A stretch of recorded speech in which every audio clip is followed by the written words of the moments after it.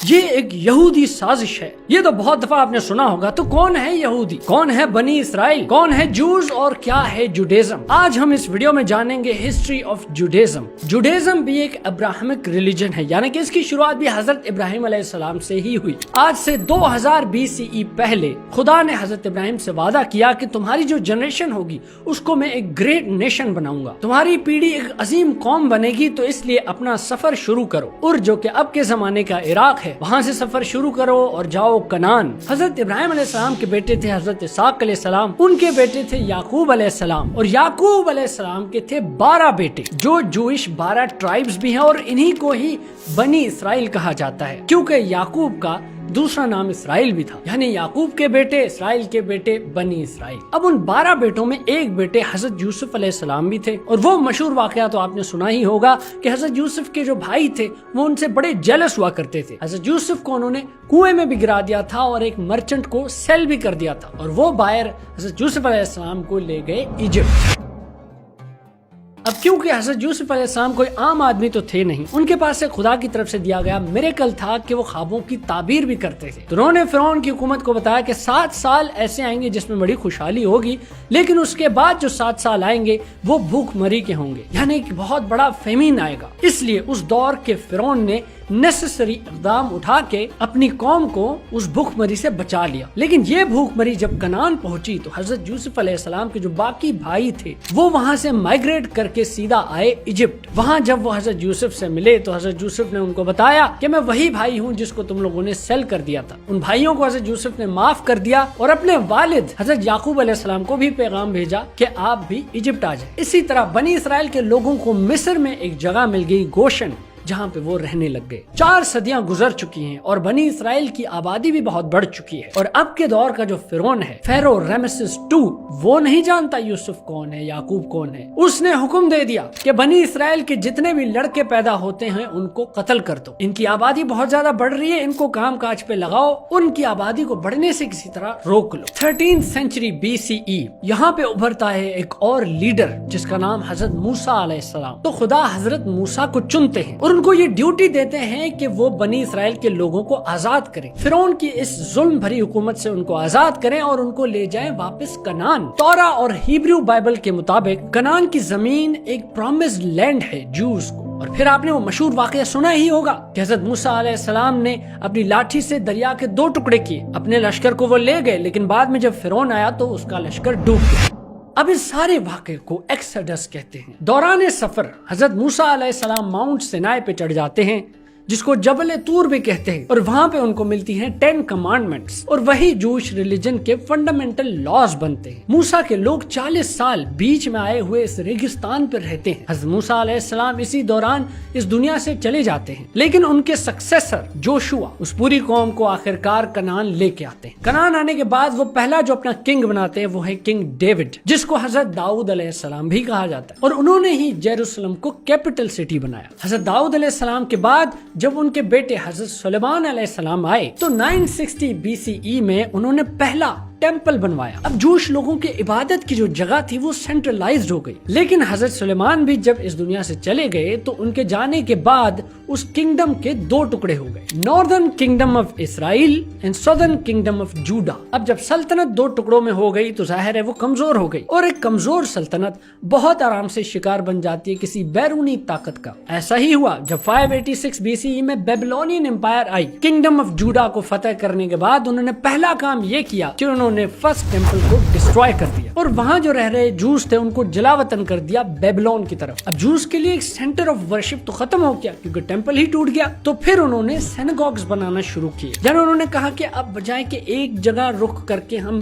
عبادت کریں, ایک سینٹرلائز جگہ ہو, وہ تو رہی نہیں, ٹیمپل نہیں رہا, تو ڈفرنٹ لوکیشنز پہ سینگوگز بناتے ہیں اور وہیں پہ کمیونلی پرے کرتے ہیں, وہیں پہ تورا کو پڑھتے ہیں. بیسیکلی جیسے مسلمانوں کی مسجدیں ہوتی ہیں ڈفرنٹ لوکیشنز پہ, اسی طرح انہوں نے اپنے سینگوگز بنا کے عبادت کرنا شروع کر دی. لیکن آپ کو تو پتا ہے طاقت ہمیشہ شفٹ ہوتی رہتی ہے. بیبلونین امپائر کے بھی دن کبھی نہ کبھی تو ختم ہونے ہی تھے, اور وہ تب ہوئے جب پرشین کنگ سائرس آئے 538 BCE میں. یہ نیا کنگ جب آیا تو اس نے جلا وطن ہوئے جوز کو بولا واپس آؤ اور اپنا ٹیمپل پھر سے بناؤ, اور اسی طرح بنا سیکنڈ ٹیمپل ان 516 BCE. 330 632 BCE में इसी जगह फिर अलेक्जेंडर द ग्रेट की पावर आ गई। वो जब यहाँ पे आया तो उसने हेलेनिज्म यानी कि ग्रीक कल्चर, ग्रीक रिलीजन, उसको जबरदस्ती वहाँ फैलाने की कोशिश की। फिर जूस और ग्रीक्स के बीच में मसले होने लग गए। एक मैकेबियन रिवॉल्ट हुआ और इस रिवॉल्ट के नतीजे में जूस जीत गए। जेरूसलम पे उन्होंने दोबारा से कंट्रोल ले लिया। फिर आया 63 BCE। अब बारी थी रोमन एम्पायर की। रोमन जैसे हुकूमत करने लग गए तो पहले तो उन्होंने कुछ नहीं किया, लेकिन फर्स्ट जूश रोमन वॉर के बाद उन्होंने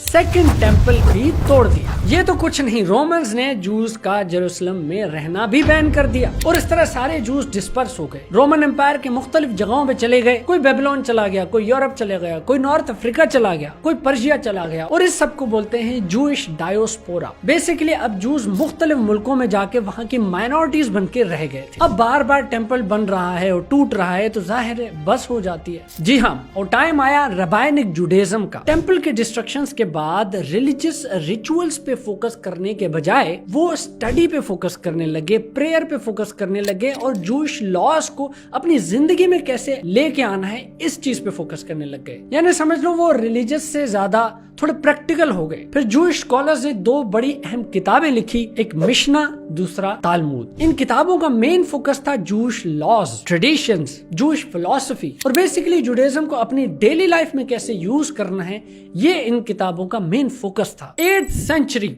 अब ये टाइम है इस्लाम के गोल्डन एज का। अब्बासी खिलाफत चल रही है और दोस्तों इसी एज के दौरान जूस का स्पेन के अंदर भी गोल्डन एज ही चल रहा है। दोस्तों गोल्डन एज ऑफ इस्लाम ये एक अलग ही टॉपिक है, कभी इस पे भी वीडियो बनाऊंगा। ये वो टाइम था जब सेंटर ऑफ विजडम बगदाद बन चुका था, रिलीजियस टॉलरेंस भी थी, एक रिलेटिव पीस में रह रहे थे सब। इसी जमाने में मुसलमानों के बड़े इंटेलेक्चुअल्स उभर के आए, अल ख्वारिज़मी, इब्न सीना, अल फराबी। इस टाइम पे क्रिश्चियंस और जूस अपना जिजिया पे करते थे, यानी कि टैक्स पे करते थे मुसलमानों को। और जो जूस के इंटेलेक्चुअल्स थे, सैमुअल इब्न नगरेला, जुडा हलेवी और बहुत सारे, इनकी मुसलमानों के इंटेलेक्चुअल्स के साथ भी डिस्कशन हुआ करती थी। लेकिन क्योंकि आपको पता है कि अच्छे वक्त की बुरी बात यह है कि वो गुजर जाता है और बुरे वक्त की अच्छी बात यह है कि वो गुजर जाता है, तो गोल्डन एज भी आखिर खत्म हो गया। अब आ जाते हैं मॉडर्न एरा पे, 18th और 19th सेंचुरी। ये टाइम है जूइश एनलाइटमेंट का। इस टाइम पे जूस यूरोप में डिफरेंट जगहों पे रह रहे हैं और यूरोप की सोसाइटी के अंदर वो बड़े अच्छे तरीके से घुलने मिलने लग गए। उन्होंने अब सेक्युलर एजुकेशन को अपना लिया है, लेकिन अपनी रिलीजियस आइडेंटिटी को साथ में बरकरार रखते हुए। लेकिन एंटी सेमिटिज्म का जज्बा यानी जूस से नफरत का जज्बा अभी तक जिंदा है और बहुत जगहों पे जिंदा है। 19th सेंचुरी में एंटी सेमिटिज्म के जज्बात को कैटर करने के लिए, उनसे मुकाबला करने के लिए, उनको काउंटर करने के लिए एक ऑस्ट्रो हंगेरियन जर्नलिस्ट ने, जिसका नाम थियोडर हर्जल था, उसने एक प्रपोजल पेश किया कि क्यों न जूस की एक अलग स्टेट होनी चाहिए, एक अलग उनका मुल्क होना चाहिए और वो मुल्क कहीं फलस्तीन में ही होना चाहिए। अब सेकेंड वर्ल्ड वॉर में जब नाजी जर्मनी ने हिटलर की हुकूमत ने 6 मिलियन जूस को मार दिया तो फिर ज़ायनिज़्म को इंटरनेशनल सपोर्ट भी मिल गई कि हाँ भाई ये तो दुनिया भर में जलील हो रहे हैं, मर रहे हैं, तो हाँ ठीक है, इनको जूस एक स्टेट बना के दे दो। लेकिन दोस्तों इससे पहले हम थोड़ा सा पीछे जाके वर्ल्ड वॉर 1 पे जाते हैं और ब्रिटिश की हराम टोपियों को जरा देख लेते हैं। 1915 से लेके 1916 के दरमियान ब्रिटिश अरबों से वादा करते हैं कि अगर आप हमारा साथ दें और ओटोमन एम्पायर के खिलाफ लड़ें तो हम आपको बहुत ज्यादा जमीनें देंगे। हाँ जी, कहाँ देंगे? यहीं कहीं फलस्तीन में। और कब देंगे, कितनी जमीनें देंगे, ये सब एक वेग प्रॉमिस था जिसको बोलते हैं मैकमहन हुसैन कॉरेस्पॉन्डेंस। अच्छा जी, अब अरबों से वादा कर लिया कि तुम लोगों को जमीनें दे देंगे। ठीक 1 साल बाद 1917 में ये यहूदियों को भी यही बोलते हैं कि जी हाँ, आपकी तो बिल्कुल एक जूश स्टेट होनी चाहिए और यहीं कहीं फलस्तीन में ही होनी चाहिए। और उस वादे का नाम था the बेल्फर declaration. Point to be noted कि यहाँ पे जो पहले अरब रहते थे उनसे कंसल्ट नहीं किया गया। खैर भाई, कर कुरा के 1947 का टाइम आता है, ये लोग यूएन को बोलते हैं कि भाई एक नक्शा बना के दो, इनको यहाँ पे सेटल करना है। यूएन ने जो नक्शा बना के दिया उसके हिसाब से 55% जमीन जाती थी जूस को और 45% जमीन जाती थी अरबों को, वहाँ जो मुसलमान अरब थे। जाहिर है उन्होंने बोला भाई एक तो हमारी जमीन और वो भी हमें कम दे रहे हो और उनको ज्यादा दे रहे हो, ये तो नहीं होगा।